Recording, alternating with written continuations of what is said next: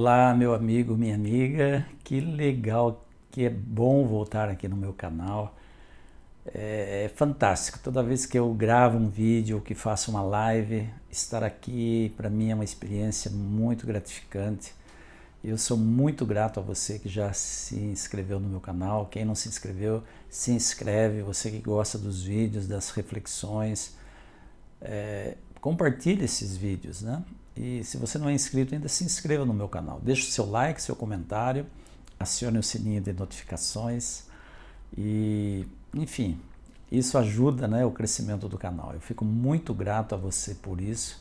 Já estou com mais de 3.020 inscritos e vamos crescer cada dia mais com a graça de Deus, tá bom? Hoje o Torpedo está com base no capítulo 34 de Deuteronômio. Nós falamos tantos dias, né, sobre Moisés, sobre o trabalho de Moisés, ainda assim nem sequer arranhamos a superfície do tanto que ele realizou, do quão importante foi Moisés para o povo hebreu, para a história religiosa, para a história da igreja como um todo, e para nós hoje, né, que podemos tirar muitas lições da vida, da trajetória de Moisés, da liderança de Moisés, da paciência. Enfim, muita coisa boa nós podemos aprender desse homem, desse servo de Deus, que foi usado por Deus no passado para fazer um trabalho, para desenvolver uma missão, tá? E eu não poderia passar em branco a respeito da morte de Moisés. Ontem nós falamos sobre o pecado de Moisés. Hoje eu quero falar da morte de Moisés, tá? Por que eu resolvi falar hoje da morte? Para a gente fechar o ciclo, né, da vida de Moisés e poder começar um novo ciclo. A morte de Moisés está relatada no livro de Deuteronômio, no capítulo 34. Aliás, é o último livro do Pentateuco, né, dos 5 primeiros, que foram escritos por Moisés. E a morte de Moisés está relatada dessa maneira. Evidentemente que a morte dele não foi ele que escreveu sobre, né? Mas está relatado assim: Então Moisés, das campinas de Moabe, subiu ao cume do Pisga, no monte Nebo, que fica de frente para Jericó. E o Senhor mostrou a ele a terra prometida, desde Gileade até Dan, toda a região de Naftali, o território de Efraim e Manassés, toda a terra de Judá que vai até o mar Mediterrâneo. Deus mostrou tudo para ele. E Deus disse para ele: Essa é a terra que prometi sob juramento a Abraão, a Isaque e a Jacó, quando eu disse a eles, e eu a darei aos seus descendentes. Eu permiti que você visse a terra com seus próprios olhos, mas você não vai entrar nela. Assim Moisés, o servo do Senhor, morreu ali, na terra dos Moabitas, como o Senhor havia dito. Ele foi sepultado num vale que fica perto de Bet-peor, na terra de Moabe, mas até hoje ninguém sabe o ponto exato onde fica a sepultura dele. Moisés tinha 120 anos de idade quando morreu. Ele ainda enxergava perfeitamente e o seu vigor não tinha se enfraquecido. Os israelitas choraram a morte de Moisés durante 30 dias nas planícies de Moabe, até que se cumprissem os dias de pranto e luto. Josué assumiu o lugar de Moisés. No versículo 10 diz: Nunca mais apareceu um profeta como Moisés, pois o Senhor falava face a face com ele, e que fez todos os sinais e maravilhas que o Senhor o tinha enviado a fazer na terra do Egito, na presença do faraó e dos oficiais do Egito. É tocante quando eu leio a história de Moisés e a morte de Moisés, eu fico sensibilizado, eu fico emocionado, por alguns motivos, né?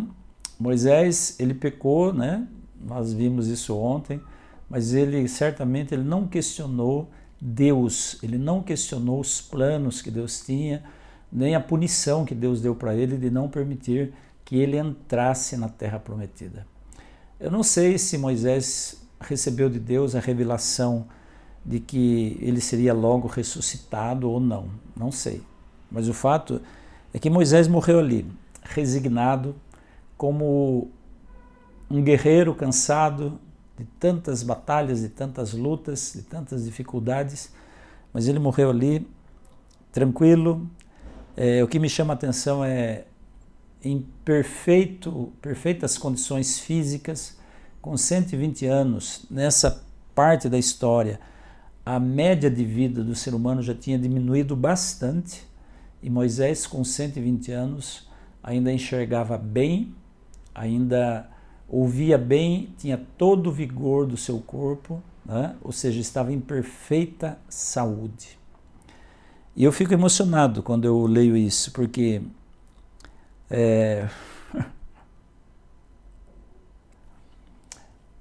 essa é a morte que todos nós gostaríamos de ter, né? Uma morte tranquila, uma morte em pleno vigor da saúde, mas com muitos dias de vida, com muitos anos de vida.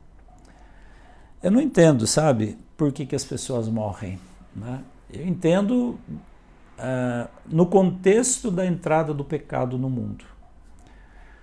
Esses dias eu recebi uma mensagem pelo Telegram de uma pessoa a quem eu não conheço, e ela também não me conhece pessoalmente, ela só me viu num vídeo, e ela fez um desabafo.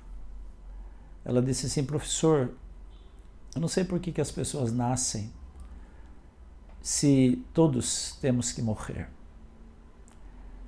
Às vezes, disse ela, eu sinto inveja do meu tio que tirou a própria vida. Não é preciso dizer que essa pessoa tem a tendência suicida, ou pelo menos já tentou suicídio 1 ou 2 vezes. E a dúvida, o questionamento, a pergunta que passa na mente dela, dessa pessoa, muitas vezes passa na mente de todos nós. Por que tem que ser assim? Por que nós temos que morrer? Porque por mais que essa vida seja cheia de dificuldades, de provações e de privações, nós ainda gostamos de viver. E aí a pergunta é: por que temos que morrer? E de verdade, gente, eu não tenho assim palavras, além da palavra de Deus, além da Bíblia, para explicar para você por que nós todos morremos. Mas eu tenho tanta certeza de que a vida não se limita aos meros anos que nós vivemos aqui.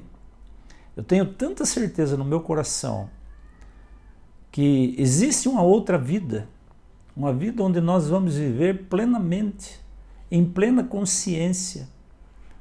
Existe uma vida melhor do que essa, porque Jesus prometeu. Ele ressuscitou e prometeu ressuscitar aqueles que morrerem firmes nele. E a prova disso é o próprio Moisés, que apareceu com Elias no Monte da Transfiguração, e nós vimos isso ontem. Então, assim, eu não entendo, sabe? Além daquilo que a Bíblia revela, eu não entendo. E também não quero entender, eu quero ficar com a explicação bíblica, eu quero ficar com a minha fé, que a Bíblia me possibilita ter, de que existe uma vida melhor. Eu sei que você, como eu, também já perdeu queridos, quem sabe amigos, quem sabe parentes. Eu já perdi meu pai, minha mãe, o ano passado perdi meu irmão. E a gente fica diante de uma incógnita, diante de um enorme ponto de interrogação. Por que as coisas têm que ser do jeito que são? Mas é na palavra de Deus que a gente busca o conforto. É na palavra de Deus que a gente busca respostas. Porque as únicas respostas satisfatórias estão na palavra de Deus. E muito me alegra quando eu leio esse tipo de relato a respeito da vida de um homem que se dedicou a servir a Deus por 80 anos, porque ele tinha 40 quando ele conheceu a sua missão, quando ele conheceu o projeto de vida que Deus tinha para ele. Mas assim que ele conheceu a missão que Deus tinha para ele, com relutância no princípio, ele se dispôs a servir a Deus. E por 80 anos ele fez isso. Por 80 anos ele serviu. Então eu fico emocionado quando eu vejo, né, que esse homem com 120 anos ainda estava em pleno vigor físico, quando descansou, quando fechou os olhos e morreu. Porque a morte é comparada com um sono. E olha só, o que me chama a atenção também é o verso 10, que diz assim que Nunca mais apareceu um profeta como Moisés na terra. Nunca mais apareceu alguém que tivesse uma missão tão grande como Moisés. Lógico, eu tô excluindo aqui, e a Bíblia exclui aqui no caso, Jesus, né? Porque está falando de um ser humano aqui. Jesus era o Deus encarnado.